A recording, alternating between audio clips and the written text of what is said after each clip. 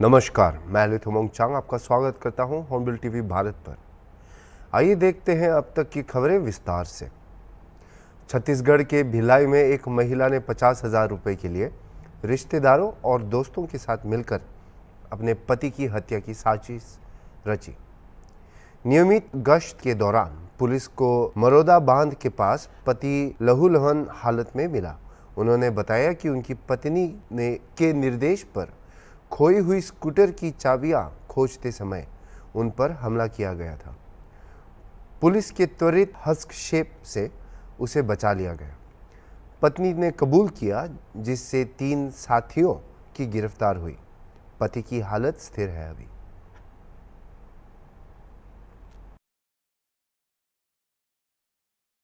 16 मई को नेवई थाना की पेट्रोलिंग को एक घायल अवस्था में एक व्यक्ति मिला हुआ था, जिसको हॉस्पिटलाइज किया गया। बाद में उसका जब बयान लिया गया तो उसने बताया कि मेरी पत्नी ने मुझे वहाँ पर बुलाया हुआ था और वहाँ उसकी स्कूटी की चाबी गुम गई है, ऐसा उसने बताया। तो चाबी खोज रहा था। इस बीच एक व्यक्ति ने उसको चाबी दिया और उसी ने उसको धारदार किसी चीज़ से गले पर वार कर दिया। उसके बाद से जब धरपकड़ शुरू की गई, पूछताछ की गई, तो ये मामला सामने में आया कि उसकी पत्नी ने एक उसके मुँहबोला भाई आज़ाद केवट को 50,000 रुपये में उसके मर्डर का प्लान किया हुआ था, जिस पर से जय कुमार मेहता को चाकू मार करके मैं मर्डर कर दूंगा, ऐसा उसने कहा हुआ था। और देव कुमार चौधरी और आज़ाद केवट ये मिल करके प्लान करके उसकी पत्नी के साथ निदा अंजुम के साथ इस घटना को पूरा कारित करना पाया गया, जिसमें आज चारों आरोपियों को गिरफ्तार कर माननीय न्यायालय के समक्ष पेश किया जा रहा है। यूपी में गर्मी का प्रकोप देखने को मिल रहा है। इसके साथ ही तेज धूप, उमस, हीट वेव और लू ने लोगों को परेशान कर रखा है। मौसम विभाग के मुताबिक उत्तर प्रदेश में अगले 3 दिन काफ़ी गर्मी पड़ेगी, जिसके कारण मौसम विभाग चिंता बढ़ाई है। गर्मी को लेकर मौसम विभाग ने पूरे उत्तर प्रदेश में ऑरेंज अलर्ट जारी कर दिया है। मौसम विभाग के मुताबिक पिछले 24 घंटों में आगरा सबसे गर्म जिला रहा था। यहाँ का अधिकतम तापमान 42 डिग्री सेल्सियस दर्ज किया गया है। विभाग के मुताबिक आने वाले दिनों में तापमान और बढ़ेगा। वहीं 3 दिनों तक सावधानी बरतने की ज़रूरत है।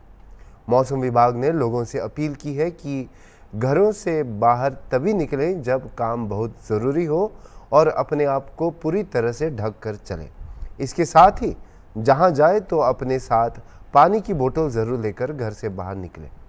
इसमें बच्चों को विशेष रूप से ध्यान रखने की आवश्यकता है।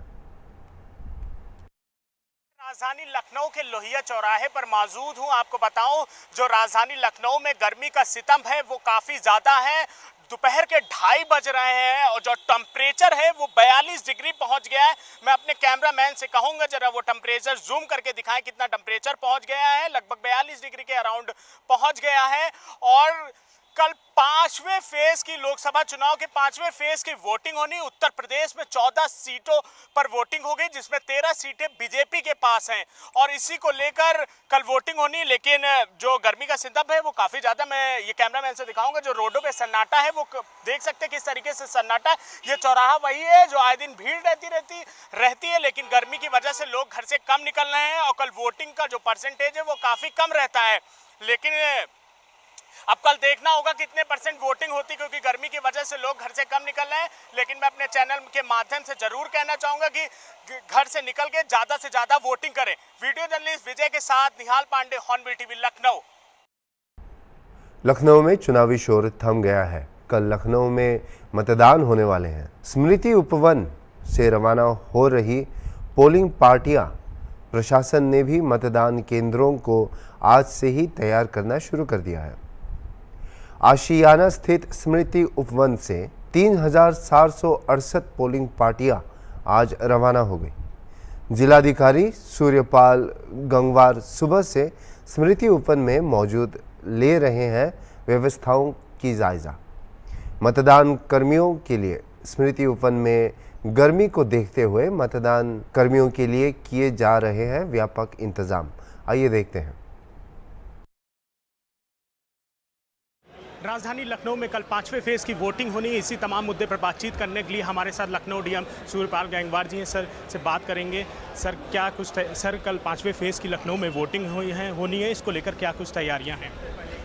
लखनऊ में 20 मई को सुबह 7 बजे से 6 बजे तक वोटिंग होगी। सब लोग वोट डाल सकें, इसकी तैयारियां पूरी की गई हैं। आज यहां से पोलिंग पार्टीज़ अपनी ईवीएम और दूसरा इलेक्शन मटेरियल लेकर रवाना हो रही हैं और कल सुबह 7 बजे से 6 बजे तक मतदान होगा। सभी वोटर से मैं अपील करता हूं कि आप लोग अपने मताधिकार का प्रयोग ज़रूर करें। आपको बूथ के 100 मीटर तक अपने वाहन, निजी वाहन ले जाने की अनुमति प्रदान की गई है। आप अपनी कार, बाइक, मोटरसाइकिल या स्कूटी वगैरह के माध्यम से बूथ के 100 मीटर तक उसके माध्यम से जा सकते हैं। तो आप सब लोगों से आग्रह है कि वोट ज़रूर डालें। सर गर्मी का प्रचंड गर्मी बहुत ज़्यादा है, इसको लेकर क्या तैयारियां की गई हैं? हाँ, हर बूथ पर न्यूनतम जो आवश्यकताएं हैं उनकी पूर्ति की गई है। हर जगह पर ड्रिंकिंग वाटर की फैसिलिटी और अधिकांश बूथों पर शीतल जल, ठंडे पानी की भी व्यवस्था की गई है, जिससे कि वोटर्स के लिए एक अच्छा एक्सपीरियंस रहे। सर वोटिंग परसेंटेज है वो काफ़ी कम है, इसको लेकर कैसे जागरूक करेंगे लोगों की वोटिंग परसेंटेज बढ़े? हाँ, वो पिछले कई दिनों से हमारे लगातार ये अभियान चल रहे थे, जिसके तहत लोगों को अवेयर भी किया जा रहा था, मोटिवेट भी किया जा रहा था और हर स्तर पर हम लोगों ने इंडिविजुअल स्तर पर, सोशल स्तर पर, RWS के स्तर पर तमाम कार्यक्रम किए हैं हमारे प्रशासन ने और मुझे उम्मीद है कि लखनऊ की वोटिंग परसेंटेज अच्छी रहेगी। 2024 के लोकसभा चुनाव के 5वें फेज़ की वोटिंग होनी है। कल उत्तर प्रदेश के 14 सीटों पर वोटिंग होनी है। इस वक्त मैं राजधानी लखनऊ के स्मृति वन पे मौजूद हूं। आपको बताऊं यहाँ पर जो वोटिंग मशीन है वो अपनी अपनी वोटिंग मशीन ले जा रहे हैं।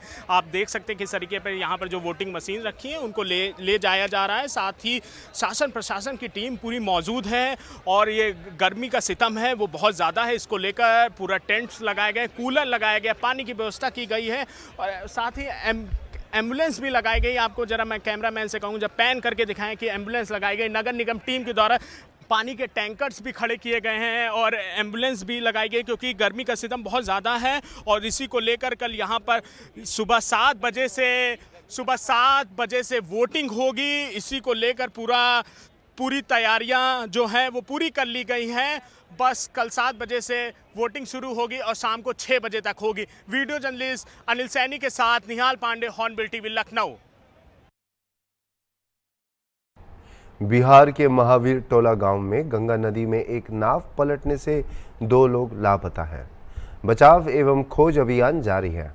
मनेर के थानाध्यक्ष सुनील कुमार भगत ने बताया कि सुबह करीब 8 बजे कुछ किसान अपनी सब्जियां नाव पर लेकर जा रहे थे और जैसे ही वे महावीर टोला घाट पर पहुंचने वाले थे, नाव पलट गई। अधिकारी ने कहा 2 लोगों को छोड़कर बाकी लोग तैरकर किनारे पर आ गए और उन्होंने ये भी कहा कि तलाशी अभियान अभी जारी है और राज्य आपदा प्रतिक्रिया बल भी पहुंच गई है। वहां मौजूद सूत्रों के मुताबिक उन्होंने बताया कि नाव में 10 से 12 लोग सवार थे। 5/20/24 को सुबह में 7-8 बजे के करीब एक नाव पर 10-12 व्यक्ति सवार थे जो गांव के किसान थे, जैसा कि यहाँ के उपस्थित लोगों द्वारा बताया जा रहा है, जो अपने नदी के उस पार के दियारा क्षेत्र से अपना सब्जी, घास आदि नाव पर लाद कर ले जा रहा था। अब वो महावीर टोला आ रहा था। महावीर टोला घाट के किनारे पहुंचने ही वाला था कि 20 मीटर करीब पहले वो नाव डूब गई। सभी सवार भी डूब गए, परंतु 2 व्यक्ति को छोड़कर सभी व्यक्ति तैरकर बाहर आ गए। जो डूबे हुए व्यक्ति हैं, जो बताया जा रहा है कि 2 व्यक्ति डूब गया है, उसकी तलाश की जा रही है। SDRF की टीम पहुंच गई है और नदी में अभी उसका खोजबीन जारी है। टोटल कितने थे सवार नाव पर? लोगों के द्वारा बताया जा रहा है कि 10 से 12 व्यक्ति थे। कहाँ से आ रहे थे, कहाँ जा रहे थे? वो नदी में ही उस पार में दियारा क्षेत्र में इन लोगों का खेती होता है। बताया जा रहा है कि सब्जी एवं घास लेकर आ रहे थे और किनारे आते आते वो नाव डूब गई। 2 लोग जो मिसिंग, उसकी पहचान हुई है? उसकी पहचान बताया जा रहा है कि गोरैया स्थान के निवासी हैं और एक का उम्र लगभग 60 वर्ष है और एक का 34 वर्ष है।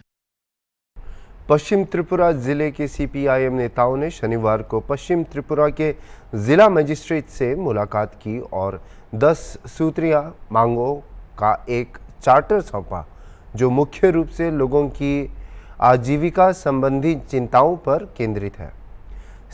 सीपीआईएम पश्चिम त्रिपुरा जिला समिति के सचिव के नेतृत्व वाले प्रतिनिधिमंडल ने जिला मजिस्ट्रेट से यह सुनिश्चित करने का भी आग्रह किया कि जिले के कुछ हिस्सों में लगातार बिजली कटौती और पानी की कमी जैसे नागरिक मुद्दों को जल्द से जल्द हल किया जाए।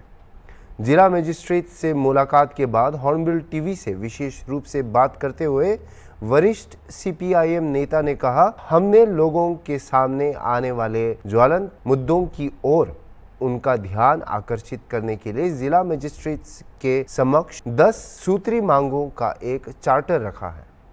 बेरोजगार युवाओं को पर्याप्त नौकरियां, गांवों में रहने वाले गरीब लोगों के लिए मनरेगा मजदूरी दिवस और संबंधित विभागों में असंगठित क्षेत्रों के मजदूरों के लिए रोजगार के अवसर जैसे मुद्दे मुख्य फोकस बिंदु हैं।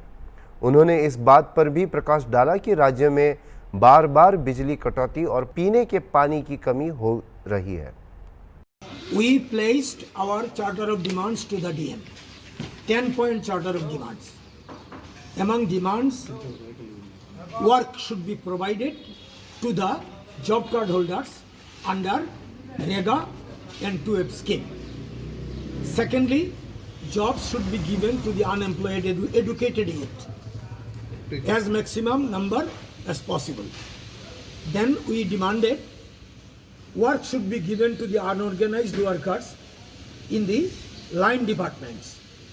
Food should be provided to the poor section of people. Then our demand was drinking water.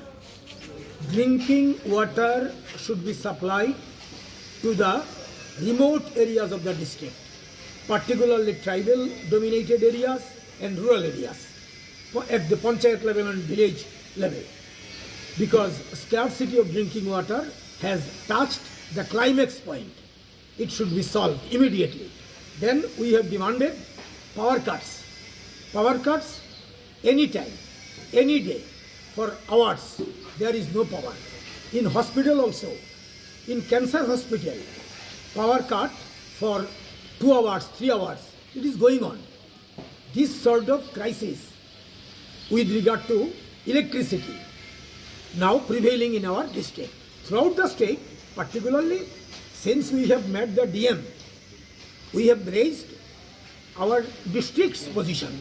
We have raised immediately power should be supplied regularly, because Tripura was surplus with regard to electricity generation. Now this sort of situation is prevailing. Then our demand was damaged roads.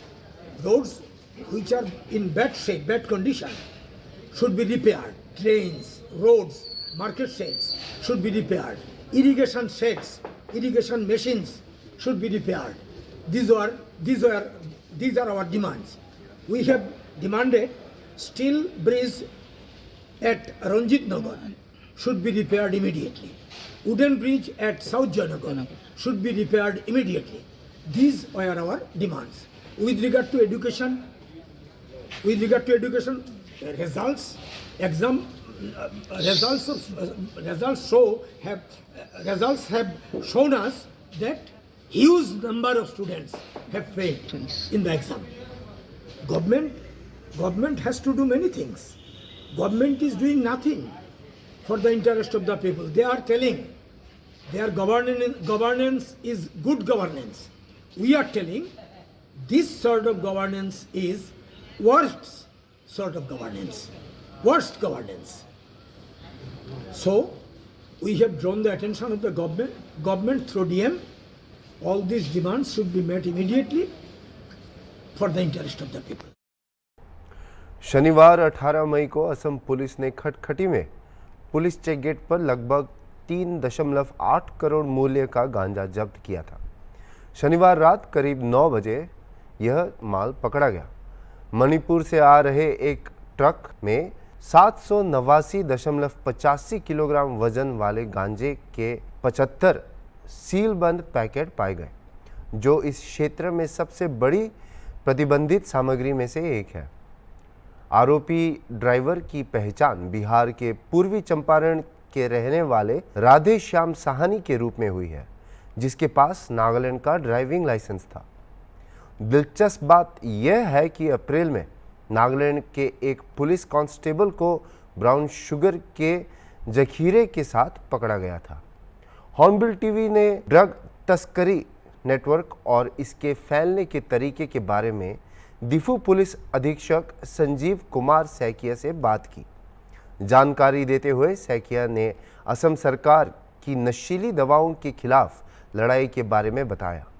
आंदोलन में सरकार के प्रोत्साहन के कारण Assam police 2021 के बाद से उच्चतम स्तर पर प्रतिबंधित सामग्री जब्त कर रही है। सैकिया ने यह भी कहा कि तस्कर इन दिनों तस्करी के तरीके खोजने में पुलिस की तुलना में अधिक चालाक लग रही है।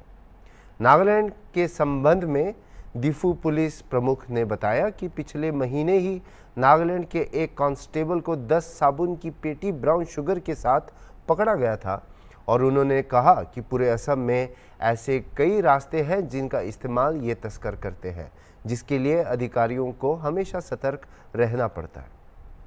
25 मई को अनंतनाग राजौरी सीट के लिए होने वाले लोकसभा चुनाव से कुछ दिन पहले 18 मई की देर रात 2 अलग अलग घटनाओं में आतंकवादियों ने एक स्थानीय राजनेता को गोली मारकर हत्या कर दी गई और एक पर्यटक जोड़े को घायल कर दिया।